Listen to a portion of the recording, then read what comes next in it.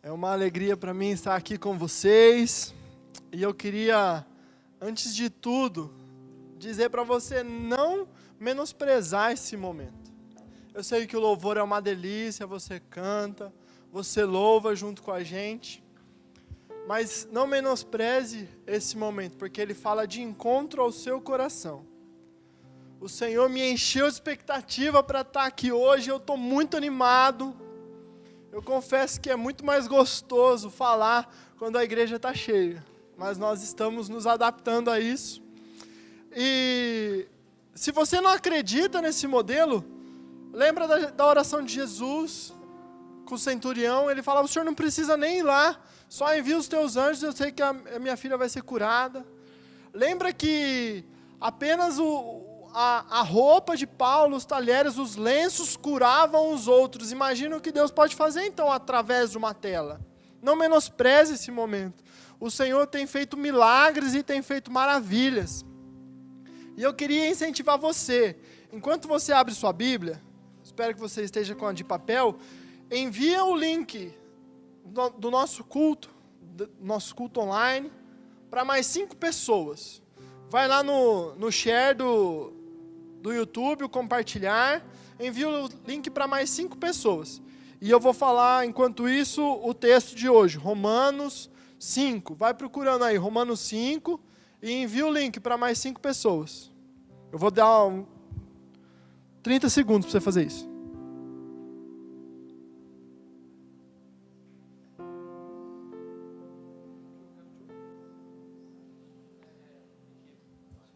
Não vai. Obrigado. Ficou. Deixa eu ver se já deu os 15.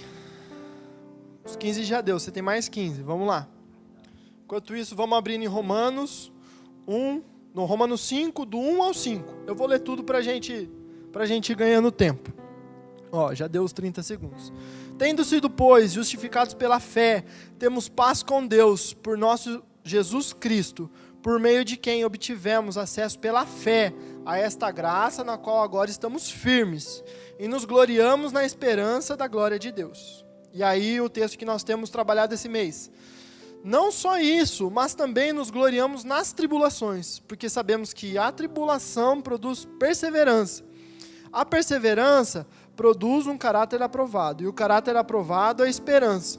E a esperança não nos decepciona, porque Deus derramou o seu amor em nossos corações por meio do Espírito Santo que Ele nos concedeu.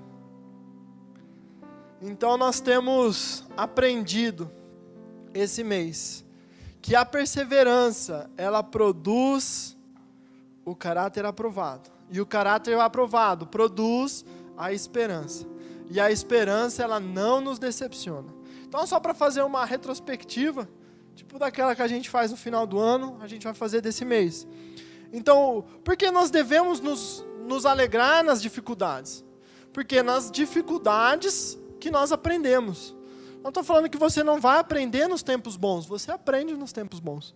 Mas é muito mais fácil você aprender nos tempos ruins.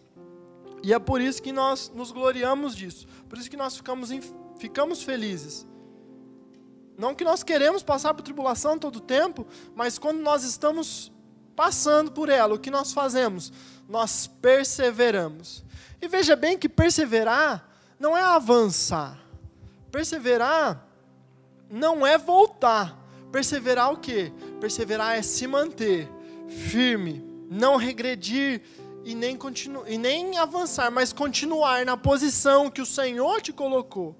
A melhor imagem que eu vejo de um perseverador, alguém que persevera, é de um pugilista segurando a guarda alta no ringue. Então ele segura a guarda alta, protegendo aqui o rosto, e o adversário vai batendo nele, jab direto, e ele segura a guarda alta, e ele não retrocede.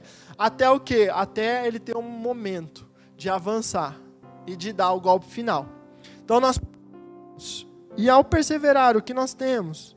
Nós temos a experiência, ou o caráter aprovado. E o que é o caráter aprovado? É você, depois de passar por um momento ruim, aguentar a pancada. Quando a pancada para, você está o quê? Você está mais maduro, você está mais preparado, você desenvolveu novos skills, novas habilidades para enfrentar aquilo que ainda vai vir. Então o Senhor, Ele permite algumas coisas para a gente perseverar e Ele criar em nós algo mais maduro. E depois que você amadureceu, aparece o quê? A esperança. Aparece a esperança. E é aquela que não nos decepciona. Então, para começar, qual que é a definição de esperança? É um sentimento de quem vê como possível a realização daquilo que deseja, a confiança em coisa boa. Mas eu gosto de pensar que a esperança é aguardar confiantemente em algo bom que ainda não aconteceu, como se já tivesse acontecido. E a fé é trazer à realidade a coisa que não aconteceu, como se tivesse acontecido. Então, na esperança, você aguarda ansiosamente para que algo aconteça. Amém? E qual tem sido a sua esperança? Em que você tem esperado? Nós sempre esperamos em alguma coisa.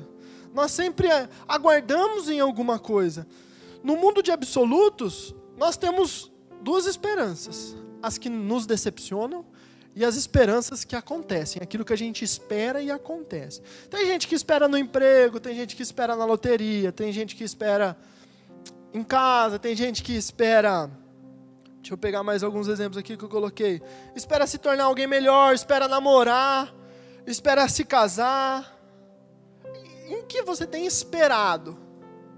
Qual tem sido a base para você esperar por tudo isso? E como só existem duas esperanças, nós temos a esperança que não nos decepciona e a esperança que nos decepciona. E é interessante que conforme eu estava procurando, né, pelos textos bíblicos, meditando, montando a mensagem, eu achei muitos e muitos versículos falando sobre a esperança que não nos decepciona. Mas eu achei poucos versículos falando da esperança que nos decepciona. E o que eu mais achei interessante é o que eu quero trazer essa noite, que é uma exortação de Paulo na carta de Timóteo. Ele fala assim, 1 Timóteo 6,16. Manda aos ricos deste mundo que não sejam altivos, nem ponham a esperança na incerteza das riquezas, mas em Deus, que abundantemente nos dá todas as coisas para delas gozarmos. Existem poucas orientações quanto à esperança. E a mais clara que eu achei, a mais certeira foi a de Paulo. E ele fala o quê? Para a gente não colocar a esperança no nosso poder monetário, na nossa aquisição, naquilo que nós temos, no banco. E veja bem, nós não pregamos a miséria. Muito longe disso. Nós pregamos que nós servimos a um Deus bom, um Deus que é super abundante. Porque olha só um pouquinho lá embaixo, o que ele fala? Ele fala assim, mas aguardamos em Deus, que abundantemente nos dá todas as coisas para delas gozarmos. Então, o problema não é você ter, o problema é você confiar naquilo que você tem. O problema é você colocar toda a sua esperança em algo material, em algo que não é estável, em algo que muda. Você já pensou quando eu era vivo, mas era muito pequeno, quando trocou a moeda, e as pessoas que tinham moedas em casa, eu acho que era esqueci a moeda, que era antes do real, o cruzeiro, teve o cruzado e o cruzeiro, aí cruzeiro novo e o real. Em todas essas transições, quem tinha dinheiro guardado perdeu. É que nós vivemos num tempo, graças ao nosso bom Deus, mais estável. E eu pelo menos não vivi isso. Mas eu lembro de quando a minha avó faleceu, a gente foi arrumar a casa dela, tirar as coisas, e tinha muitas notas, muitas. Mas eram notas o quê? Sem valor. Por quê? Porque quando trocou, ficou lá. E se a gente confiasse só naquilo, numa mudança dessa, acabou. Ou no plano Collor. Imagina o quanto de dinheiro não foi represado no plano Collor. Se você guarda a sua esperança só naquilo que você tem, naquilo que você pode, ela vai te decepcionar. E sabe qual que é o problema de se esperar em algo assim? O problema de você colocar esperança em algo que não é Deus. Porque a esperança, ela começa no nosso intelecto. Você espera conscientemente. Você espera por aquilo. Você coloca na sua cabeça, aguardando ansiosamente para que algo bom aconteça. E aí, quando essa esperança ela vai crescendo, ela se torna fé. E aí ela desce para o coração. Porque o coração, a fé, ela não é uma fé racional, ela é uma fé que sai do interior. A esperança não, a esperança é racional. A fé, ela é irracional, ela crê. E o problema é que quando você espera no seu dinheiro, quando você espera na sua força, você começa a acreditar que aquele é o seu Deus. Porque você bota fé naquilo. Você bota fé no seu dinheiro, você bota fé no seu emprego, você bota fé na sua conta do banco, no carro que você tem na garagem. Então, o problema é quando a sua esperança se transforma em fé no Deus errado. E eu vou dar um exemplo interessante. Por exemplo, você paga o aluguel. Você paga aluguel hoje, não importa de onde. E você paga o aluguel e você espera no dinheiro do seu emprego para pagar o aluguel. E aí, você tem a sua esperança firmada no seu emprego, que vai te dar o dinheiro que você vai pagar o aluguel. E aí você perde seu emprego. E aí o que acontece? Você para de dormir, você fica aflito, você fica desesperado, você perde sua paz. Por quê? Porque a sua esperança se tornou fé nos que o seu emprego era quem ia pagar o seu aluguel. E quando você faz isso, você fala que o seu Deus não tem suficiência e não tem recursos para pagar o seu aluguel.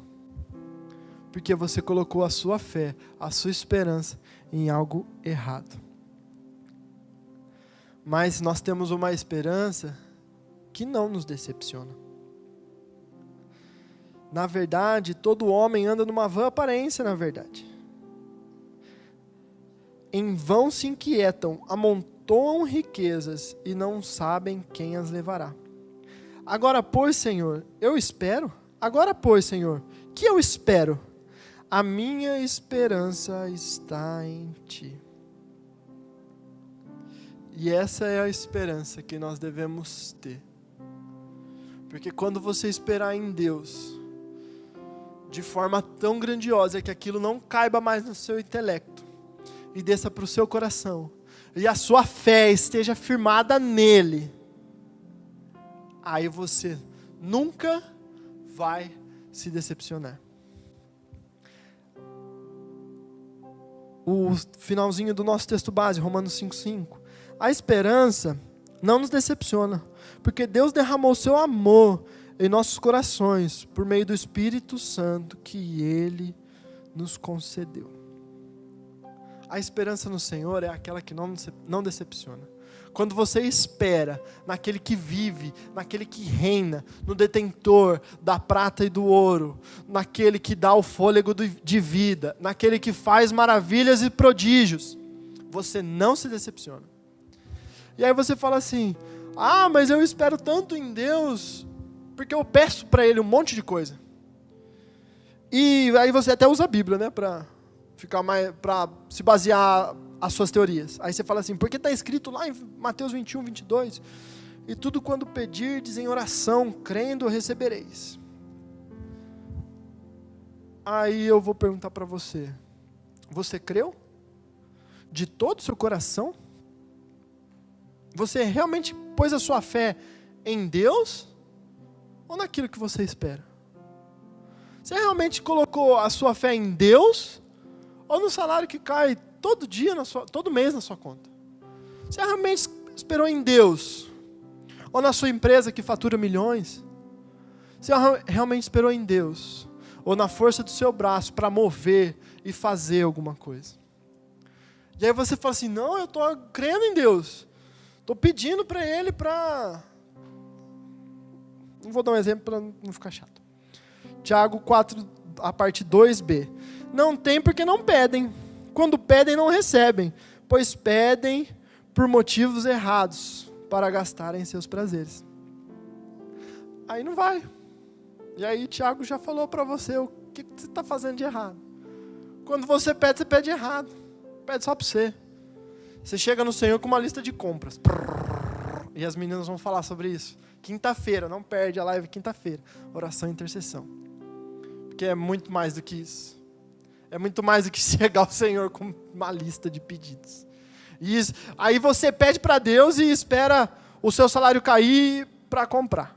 Aí você espera em Deus, mas aí você faz as contas dos juros, das correções monetárias, para entrar num financiamento que você não precisa, para comprar um carro que você não precisa, para, sei lá, se autoafirmar. Aí eu vou falar para você, dar um spoiler, você precisa da afirmação do Senhor, não do carro que você tem na garagem. Não era esse o ponto. E a nossa esperança, ela é uma esperança crescente. Ela é uma esperança que é consumada, mas essa esperança ela só é consumada quando você transforma a sua mente. Lembra de Romanos? Pela transformação da mente. A nossa esperança, ela não é uma esperança de quem quer um tênis novo. Não é uma esperança de quem quer uma casa nova. A nossa esperança está muito além disso. A nossa esperança, ela se baseia na obra consumada na cruz, que nos garante o quê? Nos garante a vida eterna. Nos garante a vida eterna. Essa esperança nunca vai nos decepcionar. Essa esperança nunca vai nos decepcionar. A esperança que nós vamos viver uma eternidade do lado do nosso Pai. Só que acontece que essa esperança, às vezes, ela é atacada. E aí, em 1 Tessalonicenses, fala assim: nós, porém, que somos o dia, sejamos sóbrios, vestindo a couraça da fé e do amor, e o capacete da esperança da salvação. Por que você tem que se vestir de esperança? Porque ela tem que proteger a sua cabeça. Porque, às vezes, vem pensamentos que não são seus para tirar aquilo que é seu. A salvação é sua. E aí o diabo vem falar para você que você só vai ser salvo se você se fizer alguma coisa. E aí o diabo vai falar para você que talvez você nem seja salvo. Ou ele vai falar para você que você precisa fazer alguma coisa para ser salvo. Ou ele vai falar para você assim: nossa, você não está se sentindo salvo hoje. E aí qual que é o problema dele fazer você pensar tudo isso? Ele te tira do propósito. Porque quando a esperança da salvação está na nossa mente, nós sabemos que 70 anos nessa terra não são nada comparados a uma eternidade do lado do Pai. Quando a nossa esperança está na salvação da vida eterna, nós miramos nos tesouros do céu. Nós miramos naquilo que o Senhor tem para nós. Nós miramos no nosso destino, no nosso ponto de convergência, onde é a vontade do Senhor, os teus dons, a tua vocação, unidas num epicentro, num lugar só, convergindo para aquilo que você nasceu para ser. Quando o diabo tira de você a esperança da vida, ele tira você do seu lugar de convergência, ele tira você do seu destino. E aí o que acontece? E aí ele faz a festa. E ainda você fica inseguro. E você não vive aquilo que você nasceu para viver. E nós falamos um pouquinho sobre isso no nosso bate-papo na luz de algumas terça-feiras atrás. Assiste todas, aí você vai achar essa informação. Amém?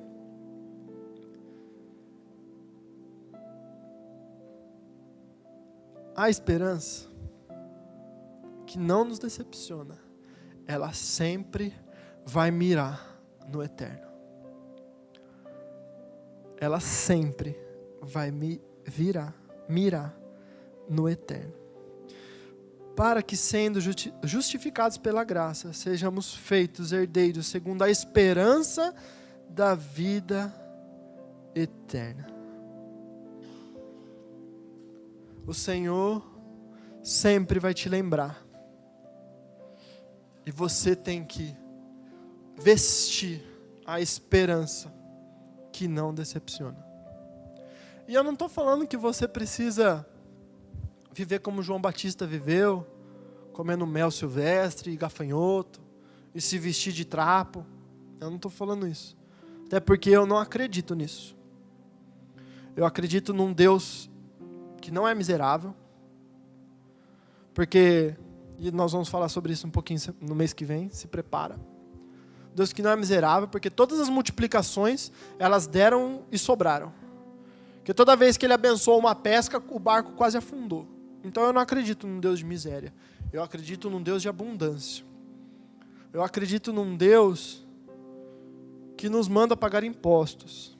Eu acredito num Deus que fala para a gente devolver aquilo que não é nosso. Não importa se é o dízimo ou se é o troco da padaria.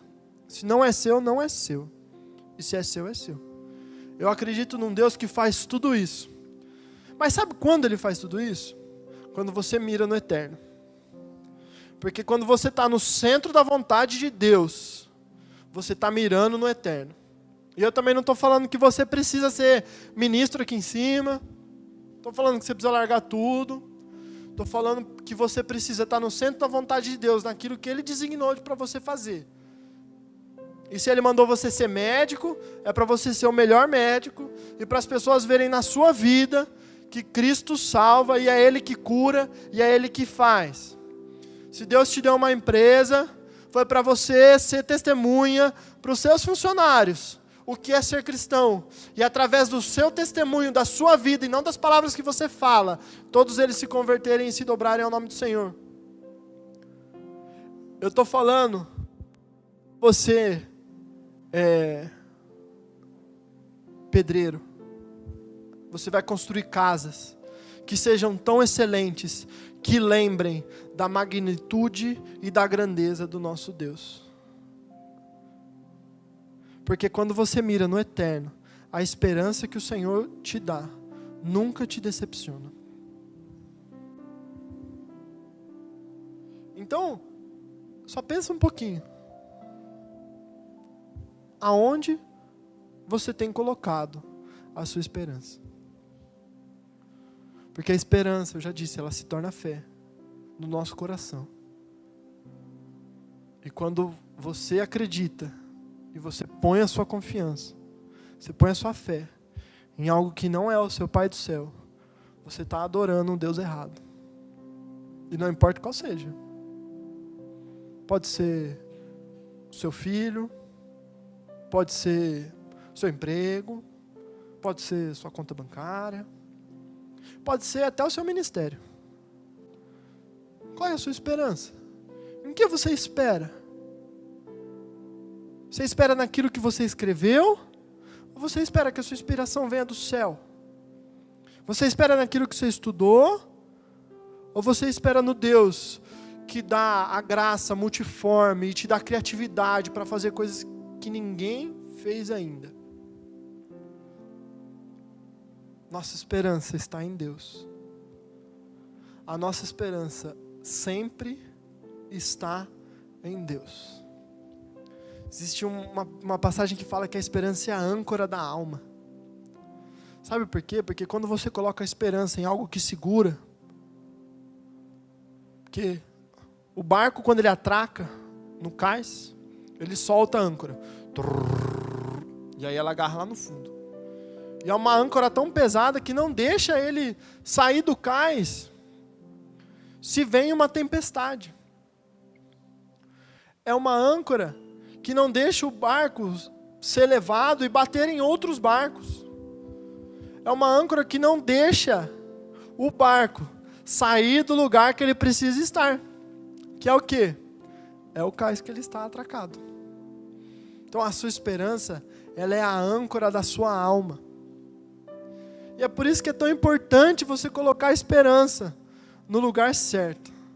Você colocar a esperança no Deus certo. Você colocar a esperança naquele que não nos decepciona. Porque quando vem a tempestade, você está firmado no cais. Você está firmado na rocha. Naquele que não muda, que é invariável, que não há oscilação de luz, naquele que não mente, naquele que fez e que faz. Você vai estar firmado num Deus que falou que nós faríamos obras maiores que as dele. Você está firmado num Deus que fala que Ele é a cura. Num Deus que fala que através da morte de Cristo na cruz, as nossas pisaduras foram saradas. O Senhor tem uma unção de cura para liberar essa noite. Não sai daí. Desliga tudo aquilo que está tirando a sua concentração, porque o Senhor vai falar com você. E o que nos enche de esperança é o Espírito Santo que nos enche de esperança. Romanos 15:13. Que o Deus da esperança os encha de toda a alegria e paz, por sua confiança nele. Olha aqui, olha. O Deus da esperança da vida eterna, nos enche do quê? De alegria e de paz. Porque nós confiamos nele, por sua confiança nele. Para que vocês, para que tudo isso? Para que ele enche você de alegria? Para que ele enche você de paz? Para que vocês transbordem de esperança pelo poder do Espírito Santo. O Senhor, Ele não quer só que você tenha esperança. Ele quer que você transborde esperança. E eu não disse que o nosso Deus é um Deus de abundância? Quando Ele te dá recursos, é para que você transborde. Quando Ele te dá dons, é para que você transborde. Quando Ele te dá uma família, é para que você transborde.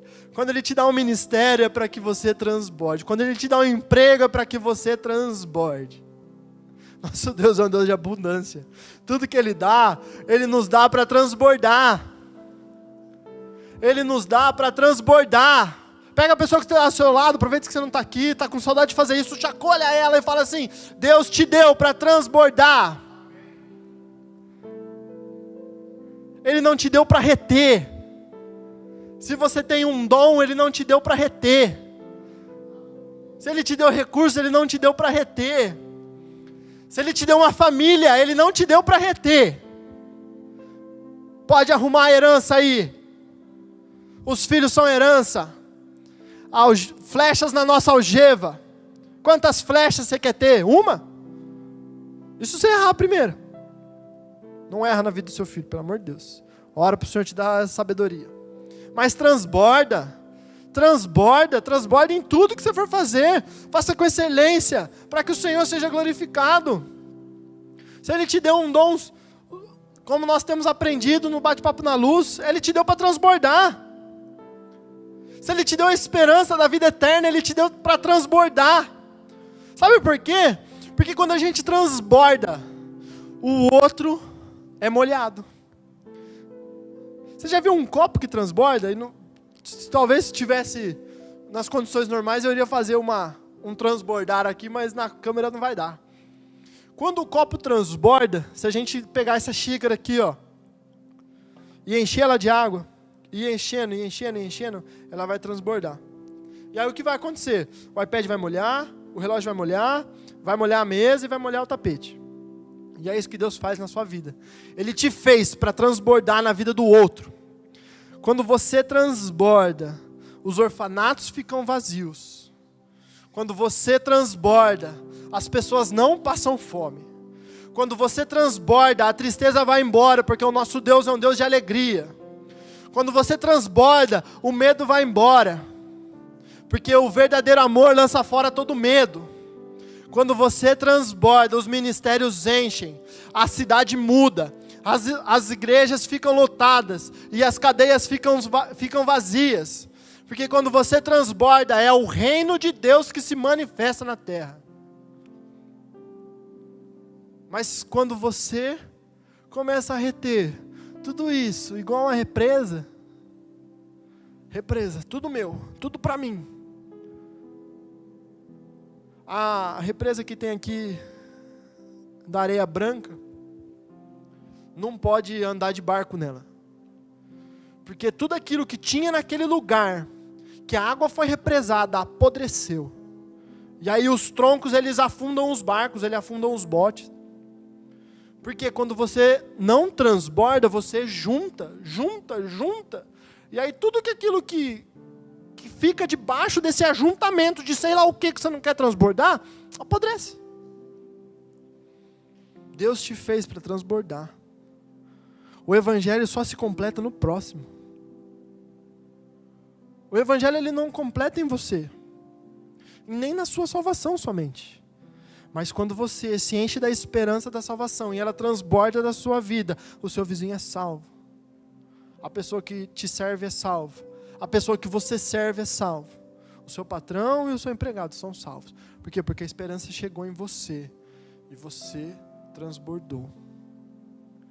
E Deus nos deu algumas coisas para liberarmos essa noite. Eu queria chamar a equipe de louvor. Hoje foi um pouquinho mais curto, para eles se posicionarem aqui.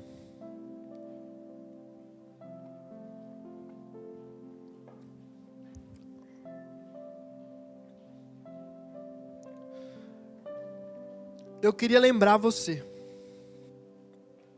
que o nosso Deus ele não se engana. O nosso Deus ele não erra. O nosso Deus ele permite algumas coisas, mas ele não erra. E ele fez você. Você nasceu para esse momento. Você nasceu para essa era. Você nasceu para esse tempo. Para que através da sua vida a esperança transborde até alcançar aqueles que sem esperança nenhuma caminham para o inferno. O mundo precisa que você transborde. Você nasceu para esse momento. Para transbordar sobre a vida daqueles que estão aflitos. Para transbordar sobre a vida daqueles que estão necessitados. Para transbordar na vida do seu próximo. Em que você tem colocado sua esperança? Em tempos tão loucos, onde que nós não podemos sair de casa, onde que todo lugar que você chega você precisa higienizar suas mãos. Que tempos são esses? Onde as pessoas estão trancafiadas, se suicidando com medo. Você nasceu para essa hora. Você nasceu para esse tempo. Você nasceu para transbordar nesse momento, nesse lugar, no lugar que o Senhor colocou. Nós vamos ter um pouco de louvor. E o Senhor nos deu algumas chaves essa noite para a gente liberar. Então não saia daí. Se você ainda dá tempo. O Senhor quer fazer mais. O Senhor quer fazer mais. O Senhor quer fazer na sua vida aquilo que nem olhos viram, nem ouvidos ouviram, nem sequer chegou no coração do homem. A nossa esperança, ela é eterna.